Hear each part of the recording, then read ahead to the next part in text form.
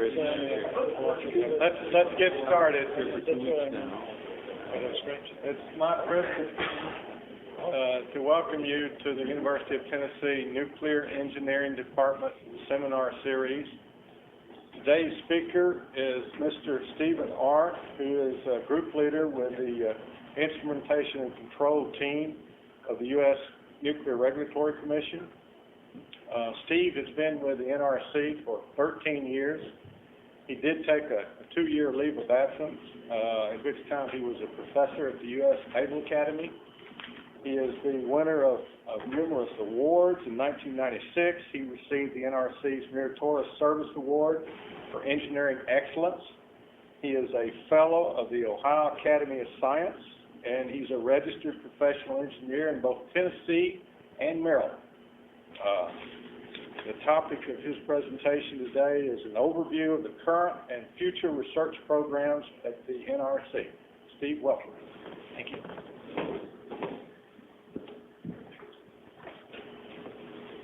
I'm going to take this opportunity today to go through a lot of the different things we're doing at the Nuclear Regulatory Commission. I'm going to go through a lot of the different programs. Some I'll go through at a very cursory level, some I'll go into some more detail. If you have a particular interest or question about a particular program, please feel free to stop me and ask me to elaborate a little bit more. I've got a lot of material, and I'm actually saving the best for last, so if I say we'll get to that, please don't be put off too much. We're hopefully going to have some good discussion afterwards, so I'll leave a little bit of time for questions and answers and things like that. I'm going to start off by looking at what regulatory research is in the Nuclear Regulatory Commission. As most of you know, the Nuclear Regulatory Commission is the body empowered by the United States government to look at the safety issues associated with the operation of civilian nuclear reactor facilities.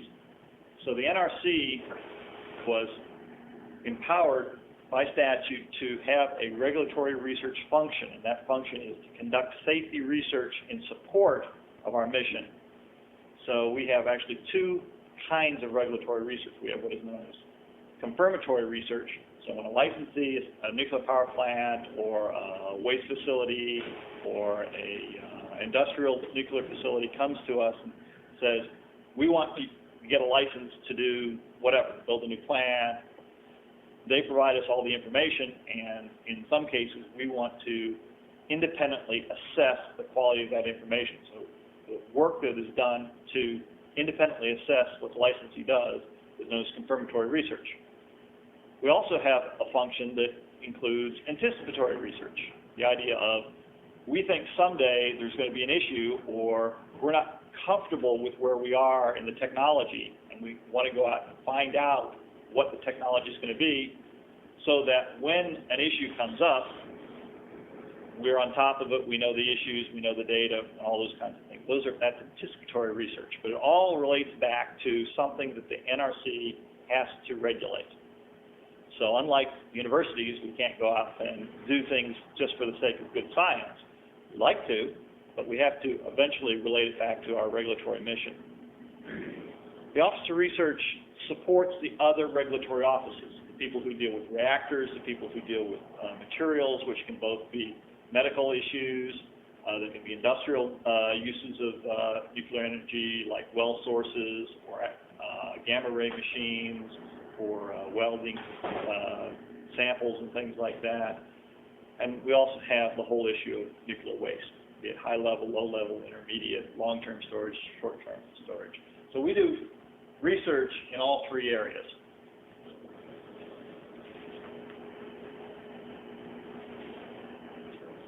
We also align our research based on the NRC's performance goals.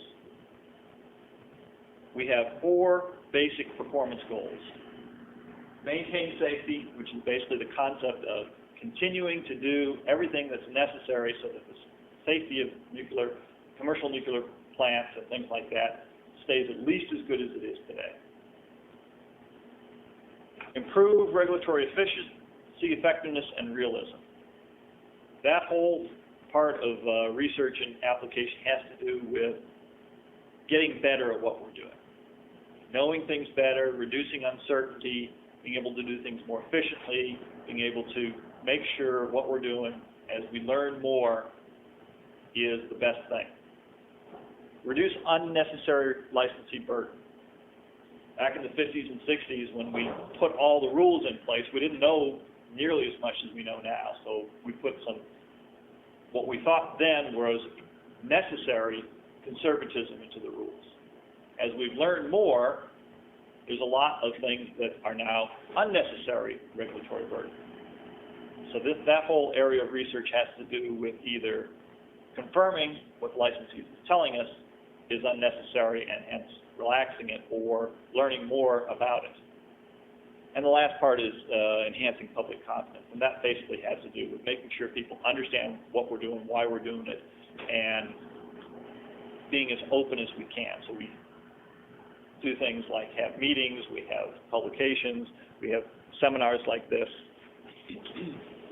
So I'm going to go through a lot of the different work that we do, primarily associated with the various issues, and because I'm going through it by these subjects, I'll kind of go back and forth between topics a little bit, but hopefully you can follow where I'm going. First topic I want to talk about is something we do in our engineering area. One of the wonderful things about nuclear engineering, if you haven't found this in your career yet, is that we touch so many different disciplines. Metallurgy, thermohydraulics, instrumentation control, electric issues, reliability issues, chemical issues. So one of the things we're doing right now is looking at environmental assisted cracking of the vessel primary boundaries. This has to do with stress corrosion cracking, irradiation-assisted stress corrosion cracking, all the different kinds of things that can get you in trouble in the cracking area. It also has to do with some of the idiosyncrasies associated with reactors in particular. One of the big issues we're fighting right now, that you may or may not have read in the popular press, is cracks in the vessel penetrations. For example, the control rod drive mechanisms have been experiencing lots of problems. The French saw that about 10 years ago in their upper heads, and they decided to replace all their upper heads. And at the time, we didn't think the particular mechanism that was going to occur at the French facility was actually going to happen in our area. About a year ago now, we started finding very significant cracks in some of the control rod drives. So now we have a large program to look at all the different issues of the stresses, the chemistry, and all the other things that could possibly lead to control rod cracking.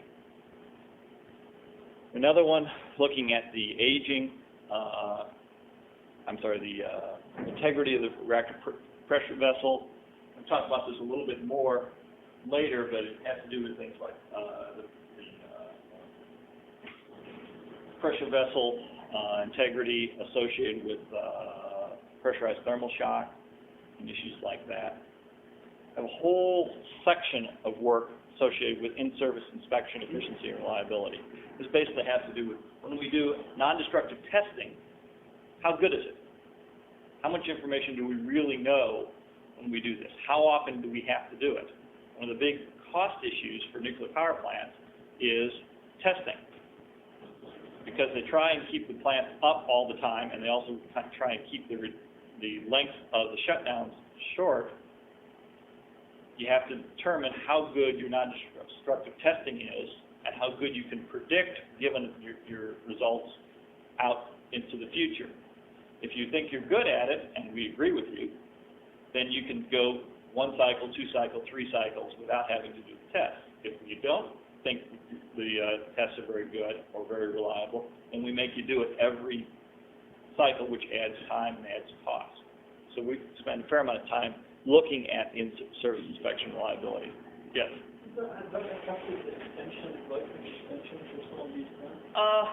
Not a lot.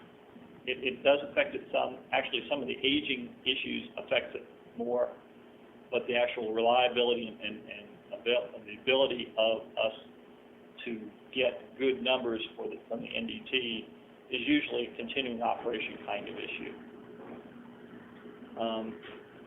Another big thing that I will digress into a little bit is the environmental qualification of aged electrical cables. This has been an issue that's been ongoing for, 15 years that I know of.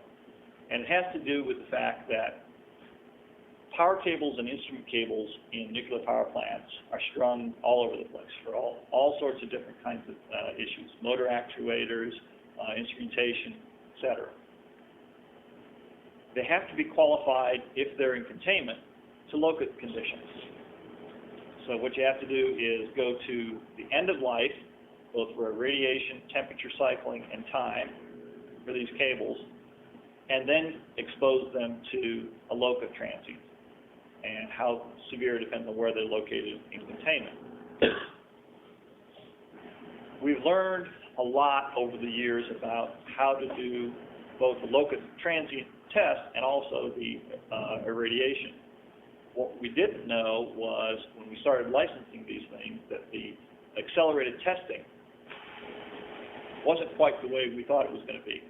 As it turns out, you have to be very careful when you do accelerated testing of cables.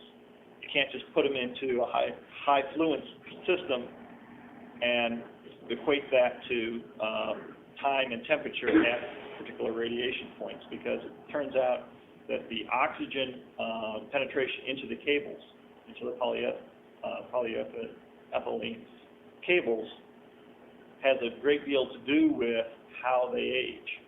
You also have a big issue with splices in the cable, because they can give you a lot of problems. So as we've got more experience with actual naturally aged cables, we found that this is a bigger issue than what we thought. So we've got a big program in this area. We also have a lot of interactions with other federal agencies like NASA and the FAA, because old cables exist in a lot of other places, including airplanes, which is also a big problem if you have a splice coming apart due to temperature. They don't have a radiation, but they do have temperature and time, and also very severe environment sometimes.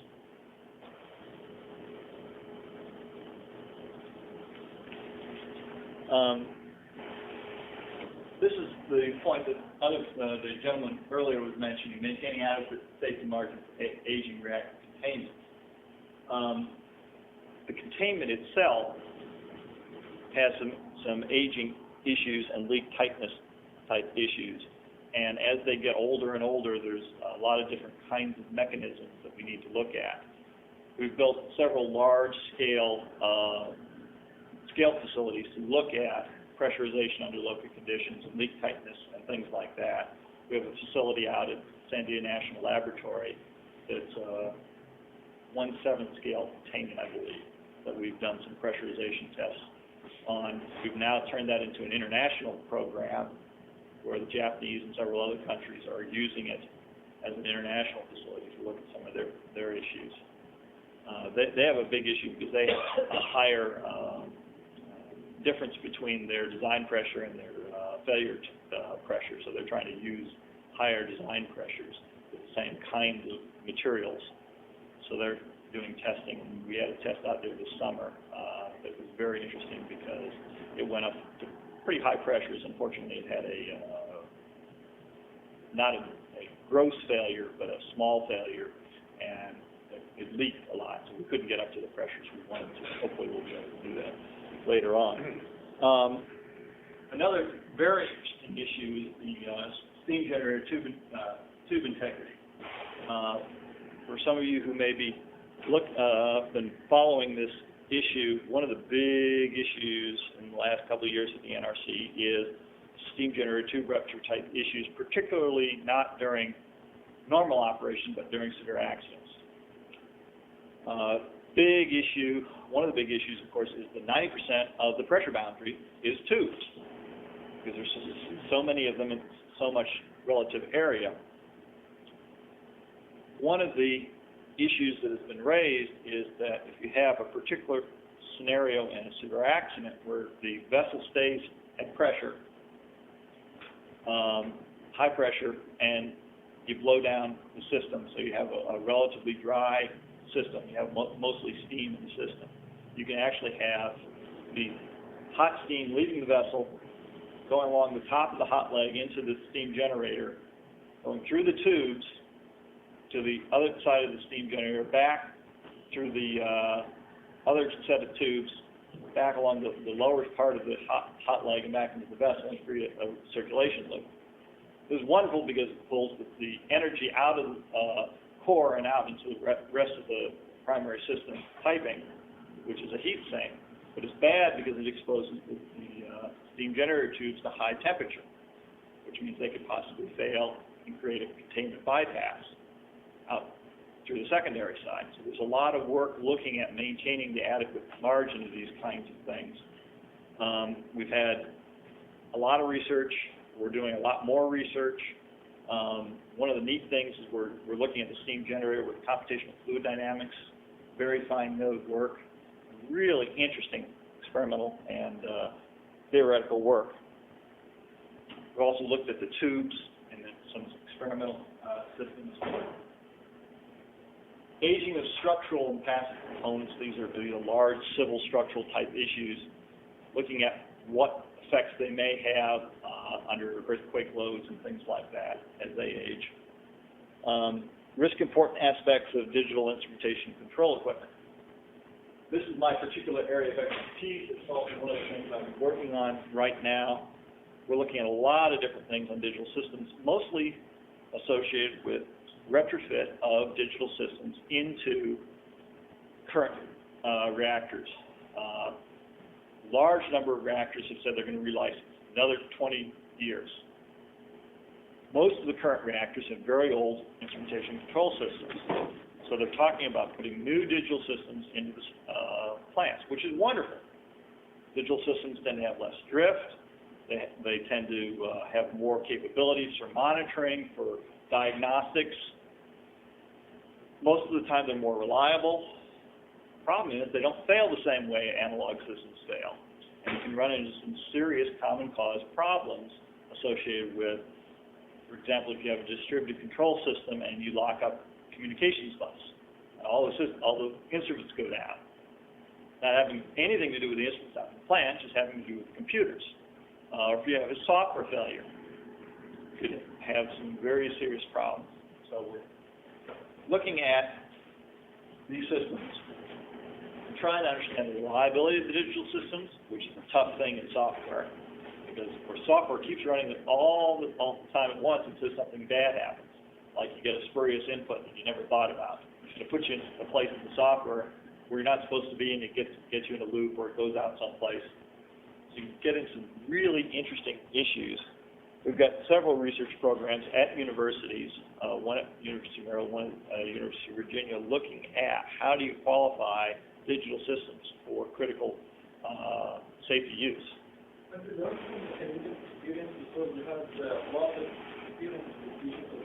Yes, we've actually talked to the Canadians, we've talked to the Germans, talked to the British. As some of you know, both the British and the French have upgraded several of their nuclear power plants extensively with digital systems. One of the big issues is the ICF of digital systems in power plants has to mesh with our current regulatory structure, which requires a certain amount of redundancy and diversity. The problem is if you integrate everything with digital systems, you lose a little bit of the diversity. So how much diversity is necessary? When we did some work a few years ago for AP600, which is the advanced plant from Westinghouse, we ended up saying, we're not real confident about this software common cause failure thing, so we want you to have redundant, diverse analog systems. They weren't real happy about that because it added costs. We're in the process of trying to figure out whether or not that's still necessary. New plants or for upgrades and things like that. So yes, we're looking at the British, we're looking at the French, we're looking at some of the Korean and Japanese work, as well as the Canadian. One of the nice things about the NRC, we do a lot of work with our colleagues abroad, a lot of international programs, thermohydraulics, severe accidents, containment structures, INC, etc. We're looking at the evaluation of various design aspects of nuclear power plants. Obviously, these things have been designed. They're out there and they're operating. But given the history of various kinds of issues in foreign countries and others, there may be a design issue we didn't think about. A good example is the Swedish issue they had with sump blockage. This has been 3 or 4 years ago. One of their boilers had some real issues with various things in containment getting into their sumps, and they were concerned when they had to go to recirculation in local situations. You run out of the water and you start recirculating from the sump, it would be blocked and you wouldn't be able to recirculate that water, and you'd have some real problems. Originally, we were looking at primarily boilers because that's where the problem had occurred.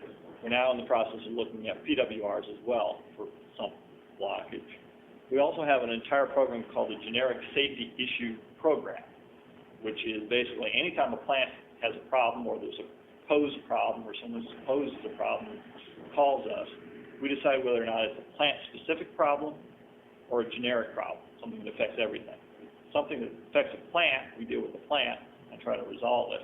Something that affects everybody or a large group of people, then we put in the Generic Safety Issue Program. When someone raises a safety issue, it's one of the first things the NRC does is decide how to deal with it. And the Office of Research deals with the Generic Safety Issue Program. Human performance. Very important issues. Because of the way we have built our plants, we rely on the operators to do a great deal, to work the plant, to deal with the abnormal operation, to work through emergency operating procedures and things like that. One of the things we have to do to maintain safety is to make sure that the operators are understanding what's going on in the plant, maintaining their skills, are doing various things. If the licensee, for example, asks, well, we don't want to do this, we want to let the operators do it. We don't want to put in a new safety system, or we don't want to do an automation of various kinds of things. We'd rather have the operator do it. We have to look at how the operator can do that. What kind of performance does he have? How quickly can he do things? How well can he integrate different things together? If you look at PRAs, one of the biggest issues in most PRAs is how well does the operator do a particular action? How quickly can he do the action? So we have a large program looking at human reliability and human performance. High burn-up fuel. When we designed the plants, most of the plants we're talking about 40 gigawatt days per metric ton. And we did a lot of the research in that area. And when we did it, we thought we had enough margin in those calculations that we could extend that to a limit. We could basically extend the correlations and extrapolations. And the current limit we have now is 62 gigawatt days per metric ton.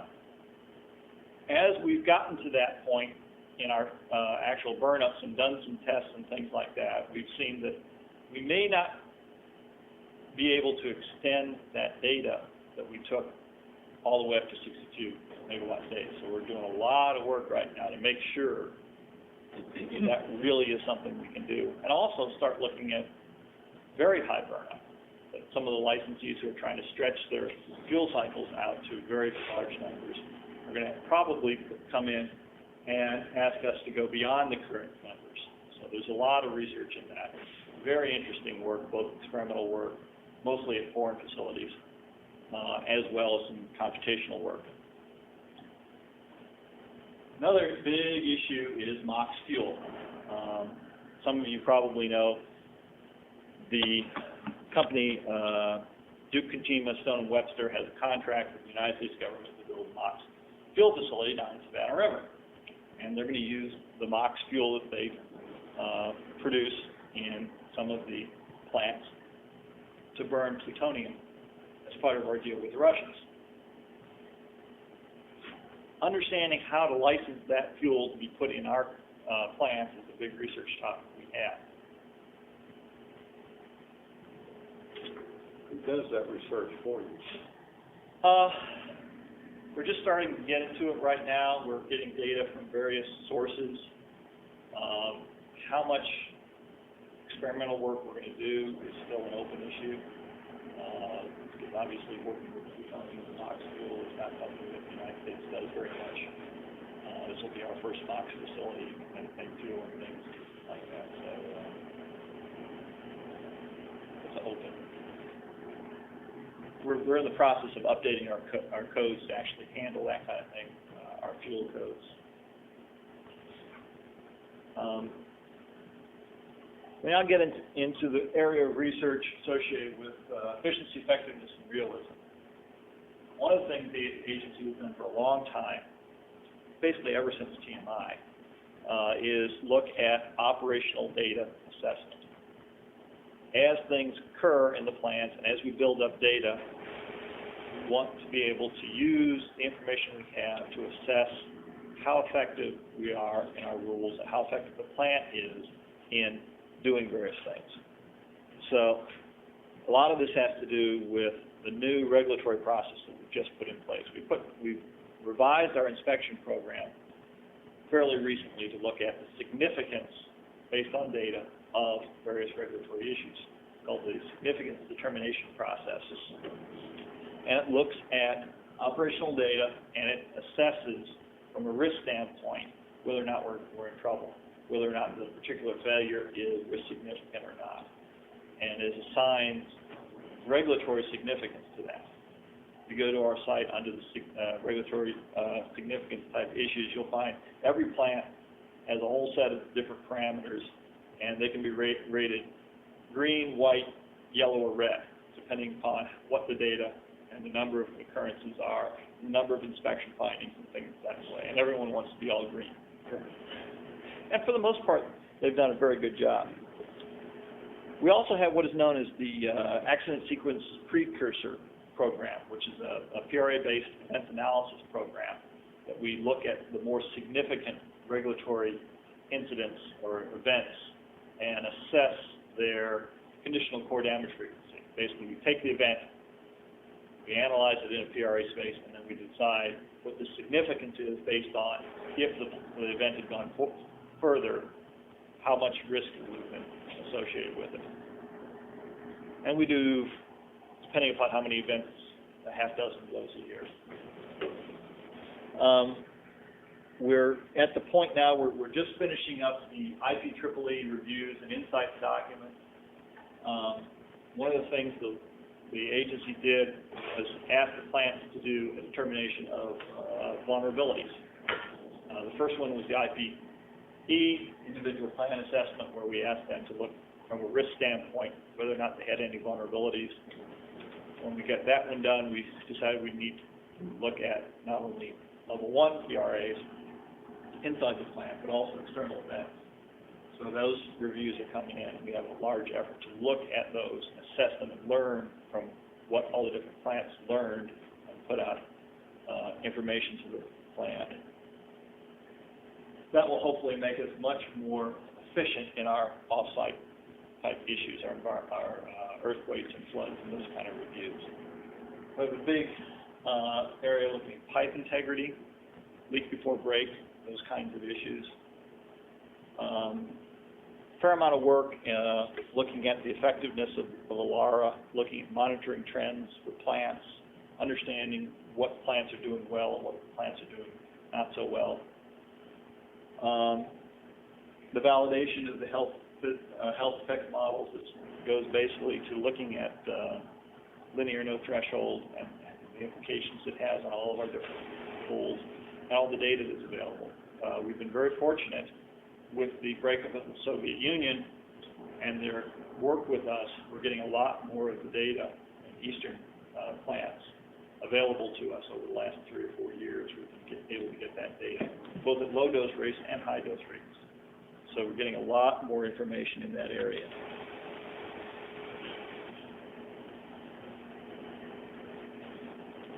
Regulatory effectiveness.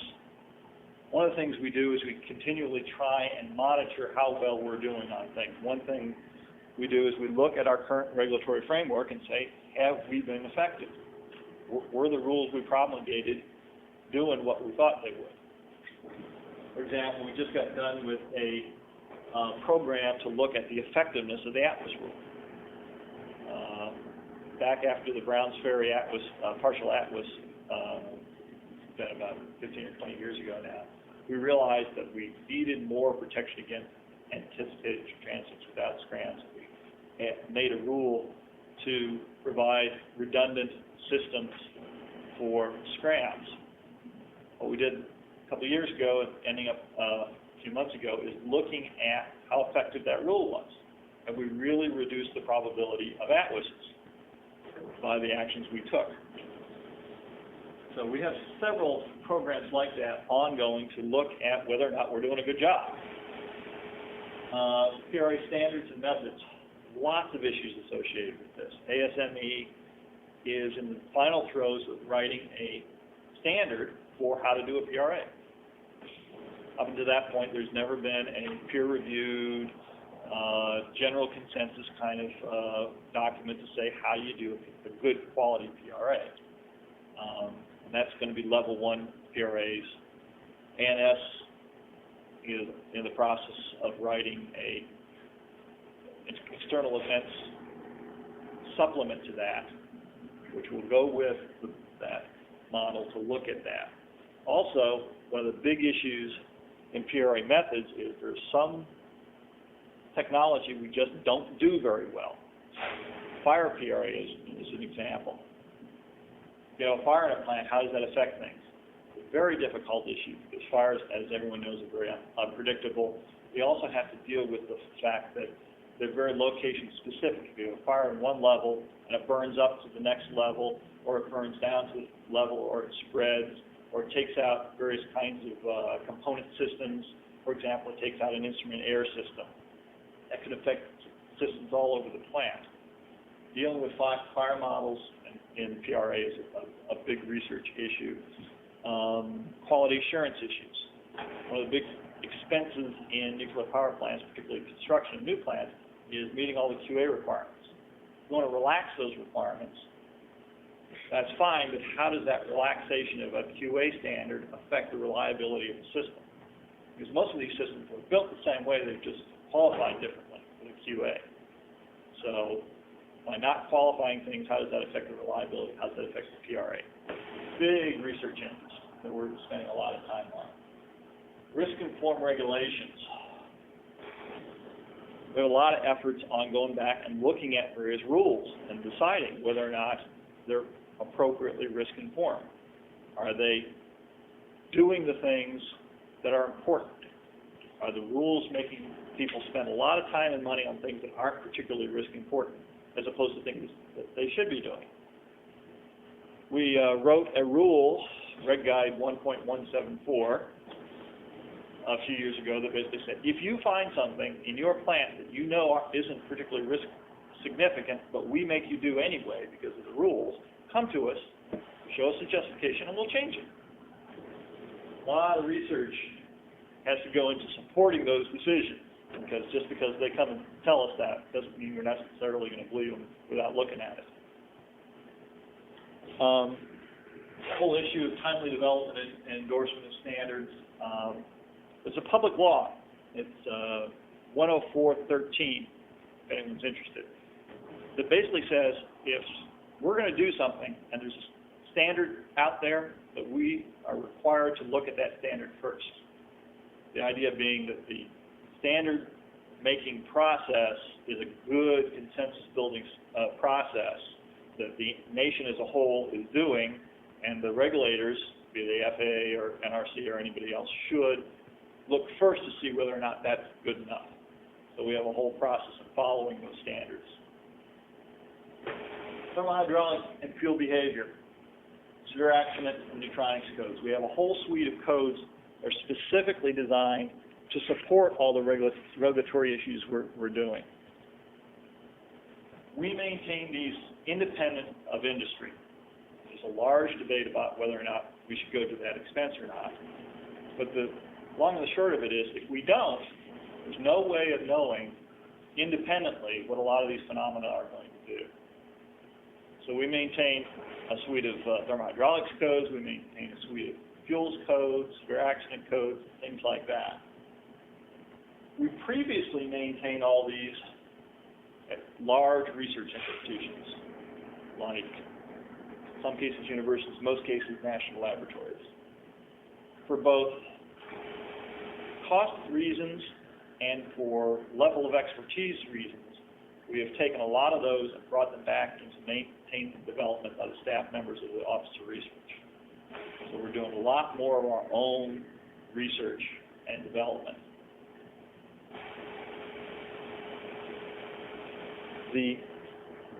One of the big issues we're doing is because of the costs associated with that and our limited resources, we're consolidating a lot of the codes. 5 or 6 years ago, we had 4 large thermohydraulic analysis codes. We're now going to go down to 1. And the effort of taking the best of each of those and putting them into the new code, as well as new theoretical developments that we're working on, is a very big deal. The thermohydraulic code that we're consolidating to is TRAC, which was originally built by Los Alamos, and then had a lot of work done at Penn State for a while. We now are the owners and users of TRAC ourselves. A new TRAC, which is going to be called TRAC M, the first version has already been released, and it will be continue to be maintained and developed by the NRC staff in-house. We've decided to consolidate for accidents on Melcor, which is a Sandia code. A lot of effort in bringing that up to speed and bring in the capabilities of some of the other codes developed at Oak Ridge and Idaho and various other places. A lot of interesting in-house work being done. We do have a contractor helping us with Melcor. It's still out at Sandia, but we're doing more of that work in-house. One of the things we're doing to help us with that is we're trying to make these things much more modern codes. We've rewritten them in Fortran 90. We're putting a graphics user interface on it to make it more effective kind of code. Reduce unnecessary licensing burden. One of the big things we're doing is looking at 5046. Pardon me for the bureaucratese.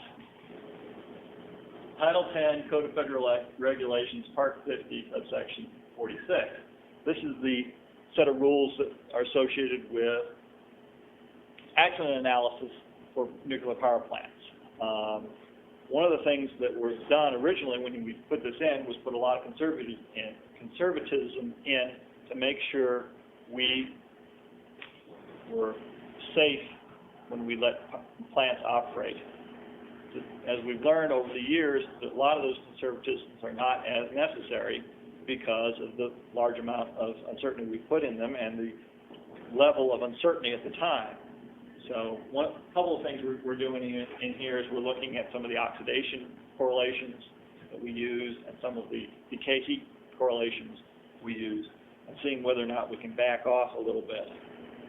In support of both the thermohydraulic stuff I talked about a little while ago and this work, we're also doing a lot of experimental work at various universities, Purdue, OSU, and others, looking at things like rod bundle heat transfer, subcooled boiling, interfacial area transport, which is a theoretical way of getting more information out of the two-fluid model, phase separation, particularly in keys and junctions, and making our codes much more realistic. We also have a big program in changing the pressurized thermal shock issue. For those of you who are not familiar, pressurized thermal shock is associated with a reactor transient where you have an overcooling event, taking more heat out of the vessel than you thought and staying at pressure. If you drop the temperature and keep the pressure up, you have the possibility of going through the melt-brittle transition for the vessel, metal, and promulgating a large crack. It's a big problem because it's a design-based accident. It was never designed for a vessel failure. So we're looking at both the thermohydraulic transients associated with this, we're looking at the probabilistic risk assessment to understand what the probability of these various transients are for particular plants. And we're doing a lot of work on the actual fracture mechanics of the vessel. How does it fracture? Where does it fracture? How does the neutron fluence of the particular vessel, how does the material in the particular vessel have an effect on it, as well as what is known as crack arrest mechanism, because just because you have a crack doesn't mean it's necessarily going to go through the entire vessel. It could arrest and stop at some point. So there's a big effort through all these different disciplines to rewrite this rule, and some of the work is actually going on down the street at Oak Ridge National Laboratory on some of the fracture mechanics work. I'm running a little low on time, so I'm going to speed up here.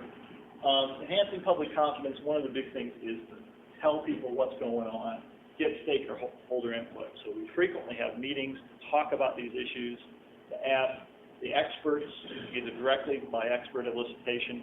Some of your professors are well known for giving us their opinions on various technical issues, as well as getting all the different other people, the various public interest groups, various other agencies, foreign groups. We also have several research conferences that specifically tell people what we're doing on a technical standpoint. The next one is actually in October in Washington, and it used to be called the Water Reactor Safety Meeting, but now since we're looking at advanced reactors that don't have water, we've decided to make it a little broader. We're also doing things in the materials area, so we wanted to have a more broad title, so it's now called the Nuclear Safety Research Conference. Speaking of non-reactor stuff, we also do materials and waste issues. One of the big things for materials is to try and risk inform the materials licensees. We've got lots of materials licensees, hundreds and hundreds of them in every state. And all of our rules are very, very prescriptive. If you want to use a source for this, then you have to do this, this, this, and this. One of the things we want to do is try and make these things a little bit more performance-based and risk-informed. So we have a lot of research issues looking at writing a regulatory framework that addresses the most risky issues and not so prescriptive. The realistic impact of radiation exposure really goes to some of the linear non-threshold kind of issues as well, looking at the differences between the cellular studies, looking actually what radiation damage to cells is telling us versus some of the stuff with the epidemiology studies. Not bad, I got it right the first time. And how those can be integrated into a more realistic set of models. Waste issues, lots of interesting waste issues.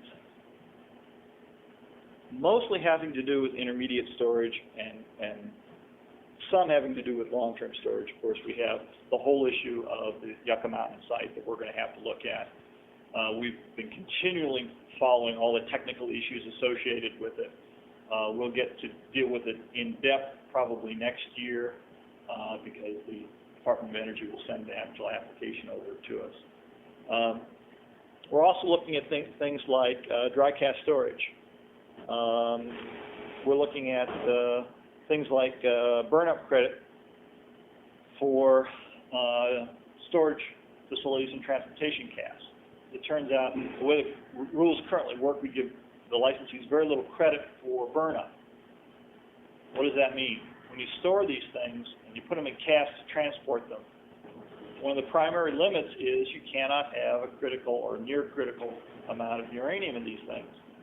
Well, if you don't give them a lot of credit for burn-up, you can't put as many fuel rods in the storage facility or in the transportation casks. So we're in the process of going back and relooking at our rules to try and give more credit for burn-up so that they can put more fuel into the transportation casks. The whole issue of the seismic criteria for these independent storage facilities. When we started doing that, we looked at how they were going to do it, and we basically applied reactor kind criteria. There's a lot of discussion as whether or not that's far too conservative. There are some issues. I mean, if you tip one of these things over, what happens to the content inside of it? So there's some fairly significant work going on looking at both the consequence and probability of seismic issues. The realistic models associated with radiation exposure, that's really radiation exposure and transportation of radionuclides off-site, waste-type issues. Since you don't have the high thermal transport associated with a reactor accident, you have a much different kind of radiation transport and radiation issues. How much goes up into the air, how long it stays in the air, where does it go, how much is shine, how much is deposition. All those kinds of issues for waste-type issues are different than reactor-type issues. And we're working through those kinds of things.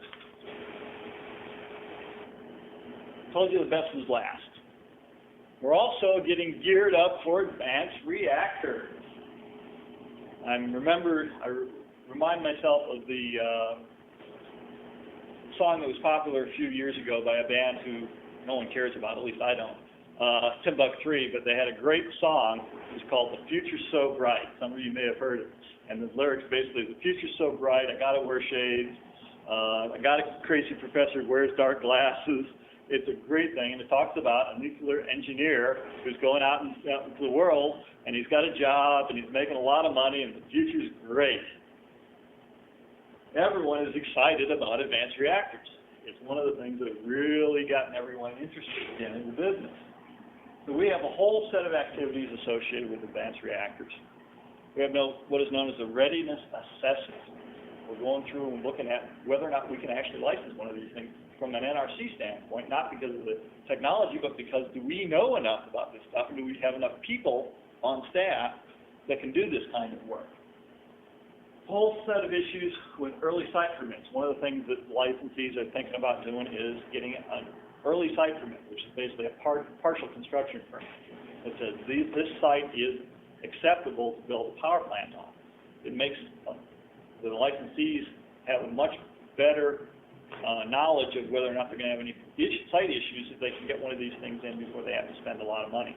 So we're looking at early site permits again. Construction inspection program. We haven't looked at the construction of a plant in a long time. We don't have construction inspectors anymore. So we're looking at getting that knowledge on staff, understanding what the big issues are. ITAC, inspection, test, analysis, and acceptance criteria. When we rewrote the operator licensing rules a few years ago to put in place the option to do a combined operating license, we also put in something known as inspection, test, analysis, and acceptance criteria, which is basically says if you want a combined license, that is to say construction permit and a operations permit, and or get a design certification, there's a few things that we're not going to know until you actually start building and doing it in a particular site for a particular place. What we have to take care of those kinds of things is inspection, test, analysis, and acceptance criteria, or the ITAC rules. And a lot of those have to do with, well, we're going to design it this way, but we're not going to make all the decisions yet for design certification. So we're going back and looking at these things. These things basically say, all right, you can do that, but you have to meet these certain kind of additional requirements when you build it. Example would be the AP600, and we gave them their design certification. They said they were going to do a lot of different things in the instrumentation control business, but they didn't tell us how they were going to do it, which systems they were going to use, how they were going to get their redundancy and things like that. That went into their ITAC. We told them what kind of acceptance criteria they needed to do to fulfill their design certification. How we're going to do that with advanced reactors, we're not really sure. We know we're going to probably do it, but we need to look at that. So that's something we're looking at. Construction inspection program I talked about, pre-application and licensing reviews. One of the things that the licensees want to do is talk to us before they submit a license application, because they don't know how much effort it's going to take to get licensed. And neither do we, because we haven't done one of these before. So we're spending some time looking at the design and telling them what we think are issues. And then there's the whole issue of regulatory infrastructure. Building up the research tools that are necessary analyze these systems. And let's talk about the systems themselves for a second. We have the AP1000, which is in pre-application review. It came to us in July of 2000 and said, we're thinking about getting a design certification for this thing, let's talk. And we've been talking to them since then. And there's a lot of issues associated with this. They're upscaling some of the things without changing some of the designs, so there's some issues of whether or not the same amount of margin exists in AP600 as AP1000, and some things like that, and how much new testing they're going to have to do to support AP1000 beyond AP600 testing. And there's a lot of stuff we're talking to them about. Pebble bed. Exelon has come to us and said, let's talk about pebble bed. We started in April of this year. We've had 4 or 5 meetings with them. We've gone over to Germany, where the original pebble bed work was done, and we've started to flesh out a lot of technical issues for pebble bed gas reactors. The Westinghouse IRIS, International Reactor Innovative and Safe, a small modular light water reactor, which is a nice concept because most of the modular reactors that are being talked about are gas reactors. Very interesting set of issues. This is a reactor. I didn't have a pretty picture of it, so I didn't put it in the presentation. But it's a reactor with a single vessel with a lot of the components all in the same single vessel, including the pumps, the vessel, the reactor itself, these steam generators, all within the system. Very long life cores, so you might not have a refueling outage for 8 years.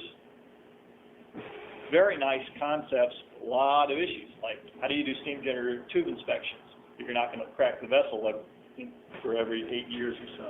So you're going to have a lot of issues associated with that. And the General Atomics, by the way, we haven't started a pre-licensing review with these guys. They've come and talked to us. We had a meeting with them in May of this year, and they said that hopefully they'll start talking to us in detail next year, depending upon their budget and time schedule and things. And General Atomics gas turbine modular high temperature reactor. They came to us also in March of this year and have basically said we would like to talk about having a pre-licensing review. Very interesting. And of course, we also have the current certified design, the AP600, the AVWR, and the System 80 Plus, which are all certified designs, and someone can come to us and start that work right away if they chose to. Some of the research issues associated with advanced reactors, at least the advanced reactors that they've come to talk to us about. There's a whole another set of concepts that people have, but until someone comes to us and says, we may build one, we really don't have the resources to start looking at it too much. Fuels is the big issue for gas reactors because they're going to use what is known as triso fuel. It's uranium coated with graphite and several layers of isolation. It's a really neat concept of very, very tight fuel, very, very little leakage of radionuclides or gases or anything else out of the fuel itself, which is very nice, but you got to prove that it's going to work at all the various elevated temperatures and things. Also, of course, mostly carbon moderation. The gas itself is completely neutron transparent. It's helium. Wonderful because if you let it get hot, fine. If it gets hot, graphite will put a lot of Doppler in, and it'll stay at the temperature. So it's very hard to overheat these things. They're all ceramic. But there's a lot of issues about fuel. How do you qualify the fuel? What's the quality of the fuel? It's not like a normal pellet.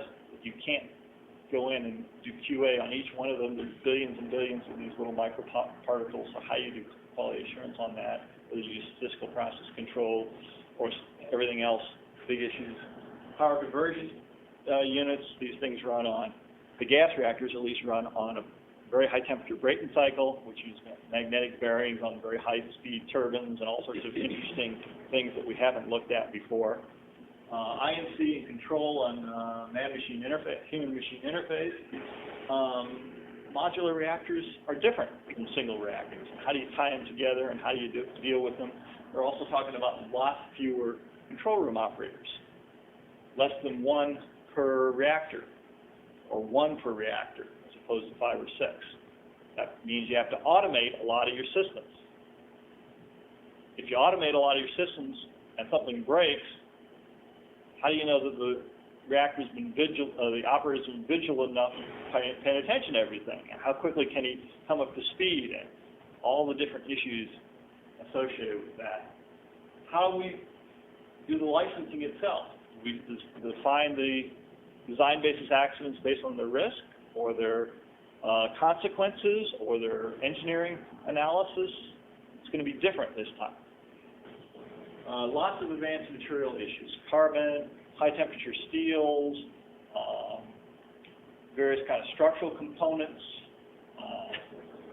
The last heat transfer mechanism for these things is actually radiant heating out into concrete. Wonderful, but we've never done it that way. How does it work?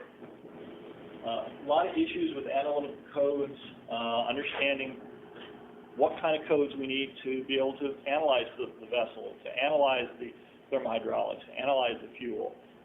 Some of these codes we as the NRC have never worked at. If you haven't seen one of these things before, this is the semi-schematic of the pressure of the pebble bed. This is the bed up here. Got fuel over here on the annulus, and pebbles without fuel as an internal moderator. And then, of course, graphite as an external monitor, downflow off into a high temperature turbine, a low pressure turbine, and then the actual power turbine, and then back. A really kind of neat design. This is the fuel again, little baby particles in here put together, fuel in a graphite matrix. The actual tracer particles have multiple layer of silicon carbon and polycarbon coatings. It didn't really show up very well. It's just a view of a bunch of different modules put together with a common switchyard. This is the mock-up of the gas turbine advanced reactor. You'll notice it's a lot more compact. The reactor over here, it's a prismatic, also downflow, comes over, and all the turbines are on a single shaft.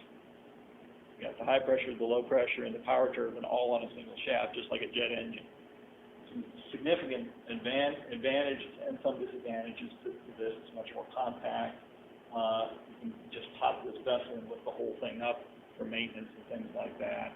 Get a little bit more efficiency, but you also have to trade some things. Like, for example, you have, by definition, you have to run the power and the high pressure turbines at the same speeds, which is not as efficient as running them independently. So there's some interesting design trade-offs between this one and the pebble bed. I've talked more than enough. I'll let Lee deal with questions. I don't know what my timing is. Yeah, time for maybe 1 or 2 questions. Do you put out requests for proposals, or do you take unsolicited proposals, or do you encourage them, or do you need to be talked to first? We frequently put out requests for proposals, open solicitations and things like that, usually in particular disciplinary areas. For example, it's been about 2 or 3 years ago, we put out a request for proposal for thermohydraulic work, and we got several different consortiums of universities and others that bid on that, and eventually went to, I think, Purdue with several other partners. We do that for various disciplines. We do small research projects, requests for proposals. Are you required by law to do all RFPs, or do you do unsolicited ones? We are take unsolicited proposals as they come in. They get logged into our contract organization. They get sent to the appropriate technical person. They review them for merit. If they have merit, we go and talk to them.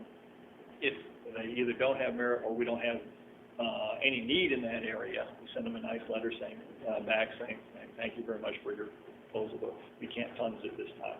So we accept that kind of thing. We also occasionally go out and do what is known as market surveys. we'll go out to the industry and say, we're thinking about doing some stuff. We haven't written a request yet, but we're just thinking about doing stuff. What are your capabilities?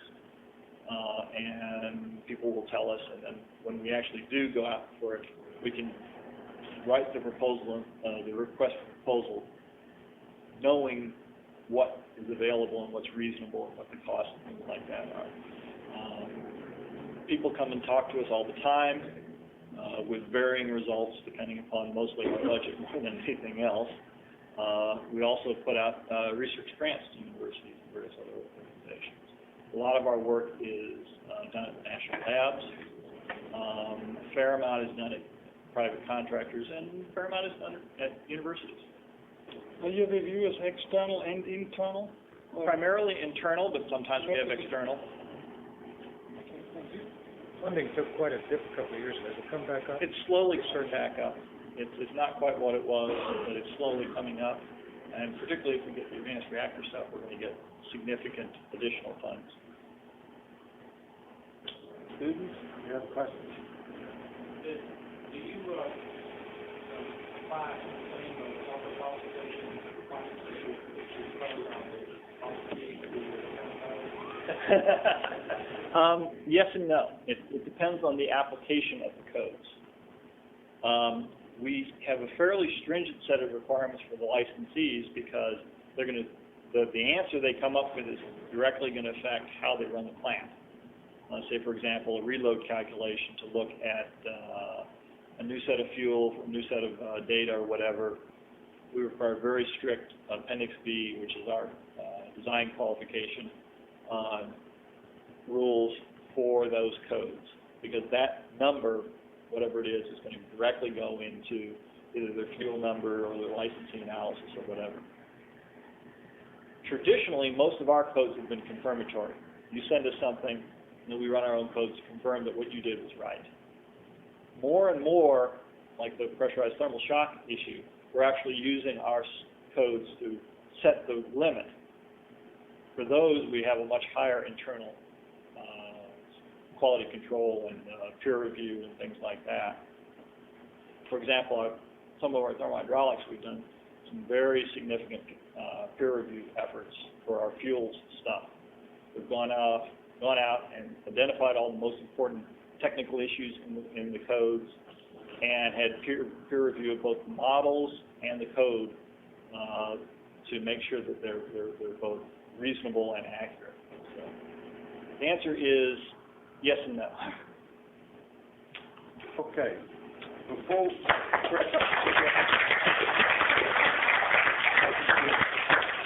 okay, so we do have refreshments down on the second floor, and everyone is invited.